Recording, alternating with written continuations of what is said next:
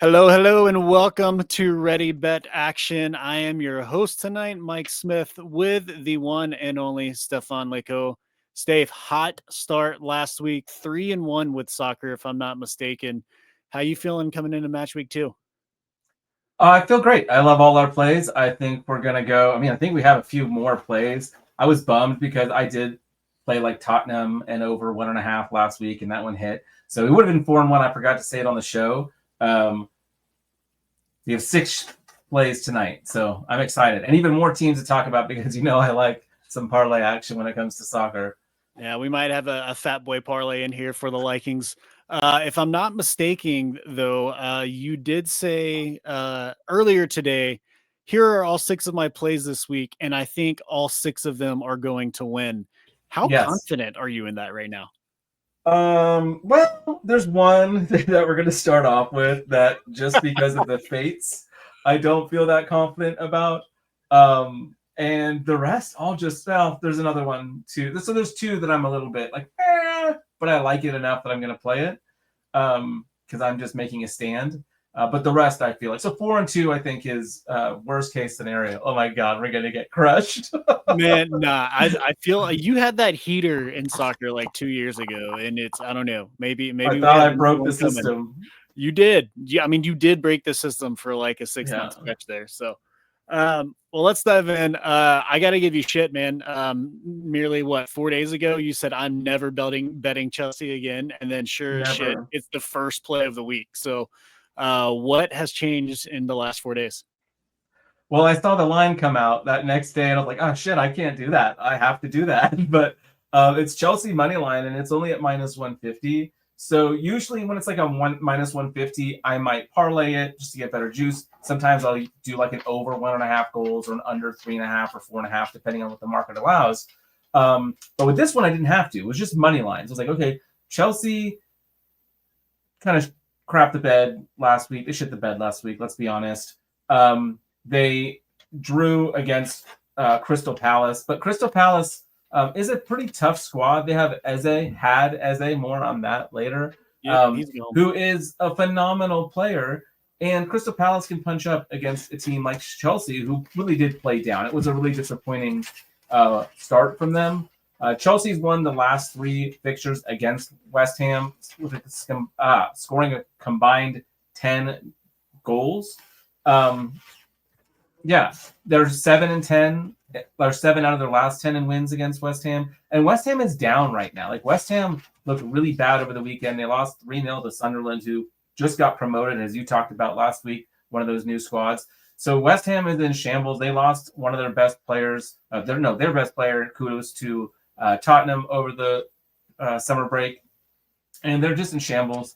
They're headed in the wrong direction. I actually have been thinking about putting a future on West Ham to be relegated, and I'll probably look at that tonight. But yeah, Chelsea on the money line, -150.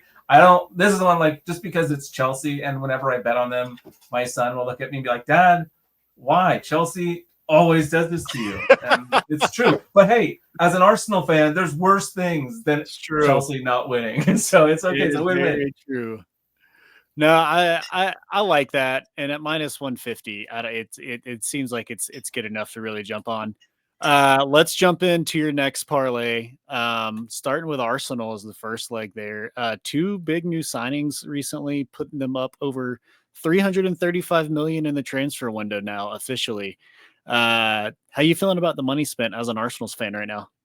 Well, here's I've got an Arsenal painting that I did behind me, which is terrible, but it's because I love Arsenal. Now I have to show it. Bang! There it is. No shame. So I just love Arsenal. Such a great team. Really had a disappointing match last week against Man United, but they did get the win. Pretty gritty win. They're playing against Leeds, who also won last week, but they are one of these newly promoted teams. They do not have near the depth of talent that Arsenal. But to your point about how I'm feeling about the spending, I love it because Arsenal has not traditionally spent a lot of money, and when they do, it's been on like more defending types. So they bring in Zubimendi to shore up the midfield, and then some of the attackers they're talking about. We brought in Yorkenes, who had 92 goals in. He had 97 goals in 103 appearances. over the last 2 years at Sporting Lisbon. So you bring him in. You bring in now Eze just joined as of a couple of days ago. Really excited about this squad. I think it's going to be a pretty comfortable win for them. I would think at home first game. But because weird things happen, I'm just going to take them on the money line, and I'm going to parlay it with Man City on the money line. Man City host Tottenham. Man City looked back last week. Yeah, I mean, they did. Yari Reinders, we had a play on them last week and it hit. And one of the guys I was talking about was Tiani Reinders. And one of the reasons I know this guy so well is because he's Dutch. And he is one of the best players on our squad.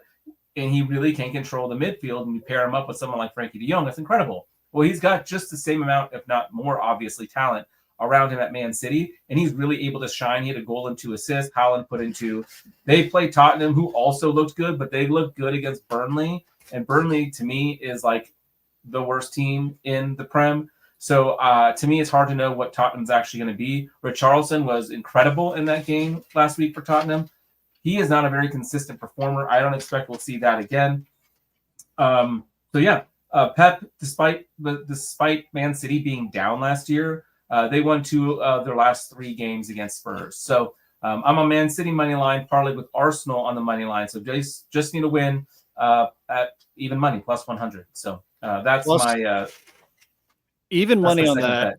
is so nice. And even with Man City, correct me if I'm wrong, they finished hot last year. I need to vet this, but I don't think they've been beaten since April right now. So yeah. Like that's a hot stretch here to be coming in for the second leg of the parlay. I love that. Yeah, me too. That's one of the ones I love the most. Yeah, again, absolutely.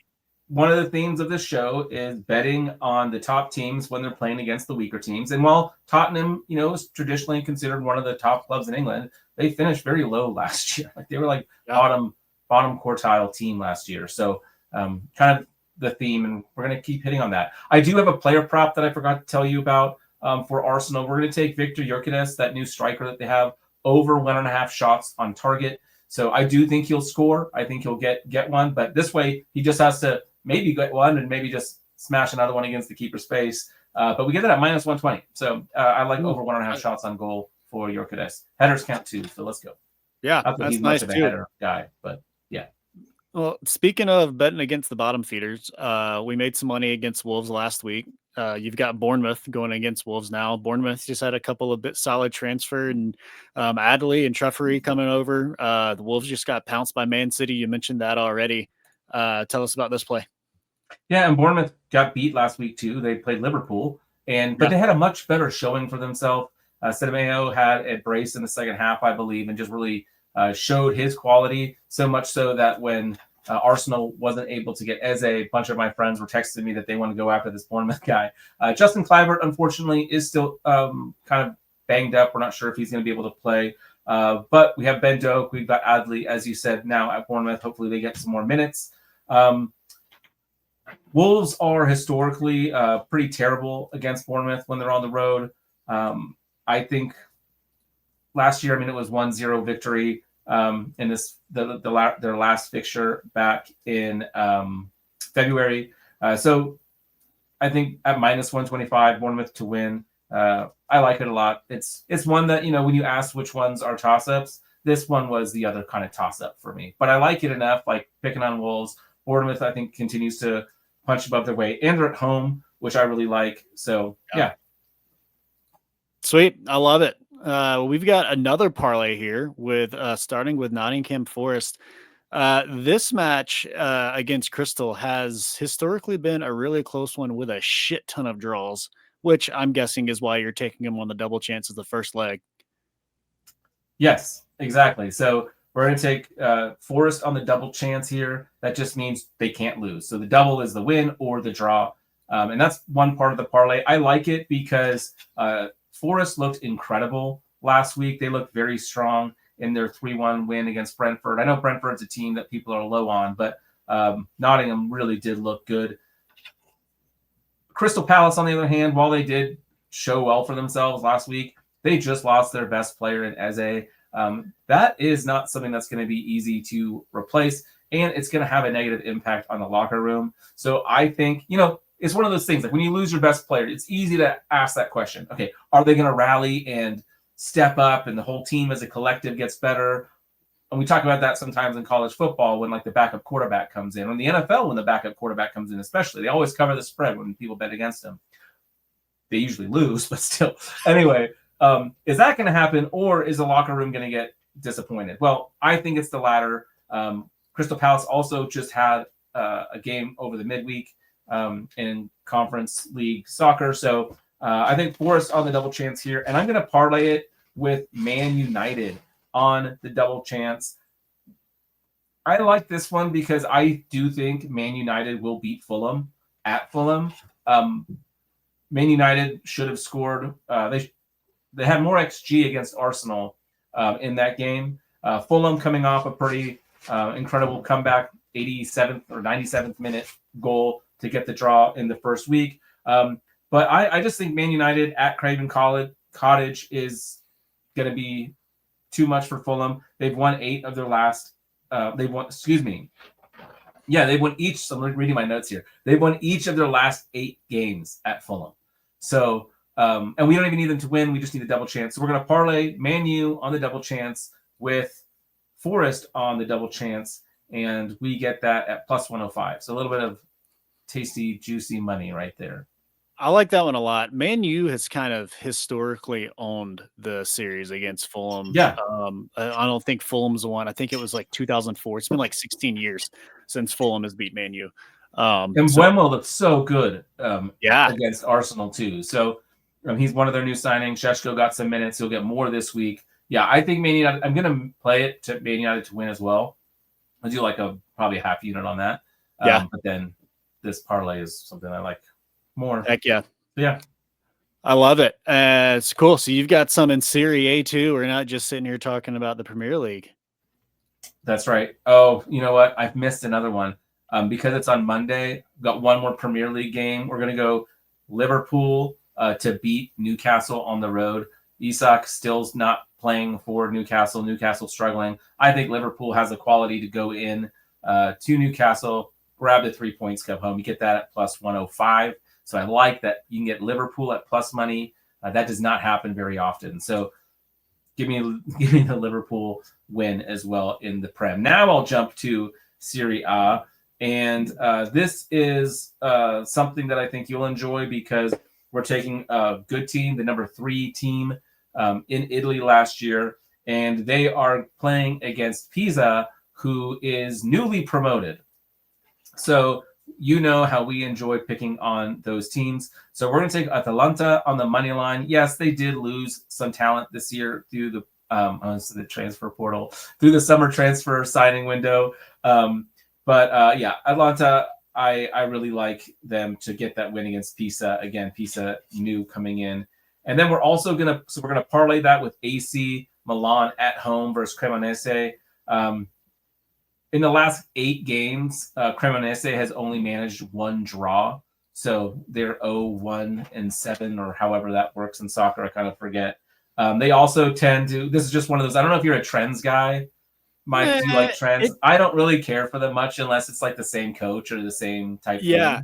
If I'm like on the edge of a play and I'm looking for a reason to take it or not to take it, I will let the trend sway my opinion, but that is about it. Tell me if this one does it for you, because I'm going to read it, and we've all heard how terrible I am at reading. So here we go. Fair enough. Cremonese has a historical trend of losing their opening Serie A match with 8 straight defeats so far. So they haven't won. So this is the opening weekend for Serie A, and they have not won in their last 8. I'm going to say that I let the Bengals sucking in the preseason or in the early season sway some bets the last 2 seasons, and all of those have hit. So I'm going to go with yes. Let's go. All right. So we're going to take AC Milan to win, parlayed with Atalanta to win. And then my final play is we're going to take Juventus on the money line to win, and there to be fewer than 3.5 goals in this game. This is another one where we take a favorite and pick on a bottom dweller. So Parma was 16th last year. Juve was 14th. Last time they played, Parma did win 1-0. So there's a little bit of that revenge factor because Parma wasn't a good team. Juventus should not have lost. Igor Tudor is the new head coach. This is going to be his first match as Juventus manager. I mean, that's part of the reason why I'm there's a little bit of nervousness with this. The reason I like the under so much is if you look back at Juventus's last 14 games, the over is hit only twice. They just don't hit. So Juventus likes to play defensively. That's Italian football for you a lot of times, though. But they have a new coach. So does that change? I don't think so. And we're going under 3.5. And I'm not expecting much of anything from Parma. So I think you could still get a Juventus 3-0 win. They brought over Jonathan David. He was a free transfer, which boggles my mind. He's a Canadian striker, but he's going to have a good opportunity to get some minutes at Juventus. And then Yildiz is one of the Turkish, great soccer players. So it'll be fun. I'm excited for that one. Those are all I have for Italy. Liar. Oh, for Italy. Okay. I was going to say, you have the best pick of the week that we have yet to talk about. Let's move over to our classic Fat Boy parlay and tell me why we're going to hit all three of these legs. Well, so this is the ultimate top versus bottom. We need to come up with a perfect name for this. Okay, dude, I'm all over this play. I'm just going to go. Okay, no, it gets better. So we're going to take Atletico Madrid. I should go in order. Barcelona was first in La Liga last year. We're going to take them on the money line versus Levante. Real Madrid was second on the tables last year. We all know Real Madrid coming off a nice win. Kylian, it wasn't a nice win. It was a gutty win. Mbappe with the penalty, but it was great. They're playing against Real Oviedo, but they were second. And then third place last year was Atletico Madrid, and they play our friends Elche, who we talked about last week. What do you remember about Elche, other than the fact that you had to teach me how to say their name? Yeah, they suck because they're newly promoted. So Elche, Levante, and Real Oviedo, who are the three opponents of the teams we're taking, are all recently promoted squads.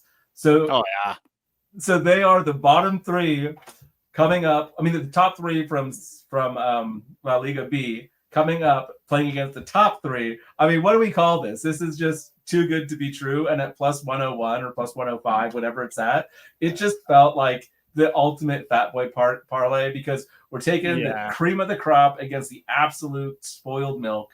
And all we need is 3 wins. This has got to be like a Fat Boy 2-unit parlay. Yeah. Maybe not. Go. So maybe don't go 2 units because anytime we try to make a 2-unit play on this show, it's a guaranteed loss every time. Yeah, and Barca and Real are both on the road. Atletico Madrid is at home, which to me, that's how I prefer it because Atleti is much better at home. They do struggle on the road. Barca and Real Madrid, I just expect them to take care of business. All of these on their own are like minus 300 or something like that, so you can't really play with them. So yeah, just give me these 3 together. And I hate doing a 3-leg parlay. You know me. I already feel silly doing 2 legs, but I do them all the time. So every once in a while, we're going to do this one. And just like the stars align. So we have to go with it. Oh, it's okay. I'm still so psyched to do my first Frat Boy parlay of the season. So it's going to be a good time. Well, there we have it, guys. Those are our plays for soccer this weekend. Before we get to the rundown, if you've missed it to this point, we have started a new partnership with RotoViz. Huge in the fantasy football community. Go over there, check those guys out. You can check all of our football episodes out on their website. If you're coming to us from RotoViz, welcome to the Other Ball of Foot conversation. We really appreciate you jumping over. Check out the website. There's some fun stuff coming there. We've got articles. We've got a bet tracker so you can track each of our bets. Figure out which of our plays you like better. Figure out based on our history, who's on a heater, who is not doing well at all. And then you can see our overall record as a show as well. Check that out. Follow us on all of the things, socials, YouTube, subscribe, like, comment, etc. We are so thankful you're here and keep following 100%. Along. Stave, give us your rundown. Yes. Okay. So in a promise I couldn't keep, for more than 3 days. We're going to start with Chelsea on the money line versus West Ham. We're then going to bounce to a parlay. We're going to take Arsenal to win, parlayed with Man City to win. We get it at plus 100. Then we're going to take Bournemouth at home versus Wolves to win at minus 125. Got one more parlay. We're going to take Nottingham Forest and Manchester United at double chance. So we just need them to not lose. And then we've got Liverpool to win on Monday In Serie A, we're going to take AC Milan on the money line, parlayed with Atalanta on the money line, picking on some bottom feeders. We're going to take Juventus on the money line and under 3.5 goals. You know how rarely I do an under in soccer. It's almost always over. But Juventus, we're going to go under 3.5 versus Parma. Get that at -115. And then for our Fat Boy sandwich, we're going to go Barcelona on the money line, Real Madrid on the money line, and Atletico Madrid on the money line, parlayed at +105. I love it. There's such good stuff in there. But there you have it. Thanks for joining us this week. We just recorded our week 0 college football show last night. That's coming to you. And we are officially off in football land. We've got NFL preview shows coming at you in a couple of weeks. And we will catch you next time.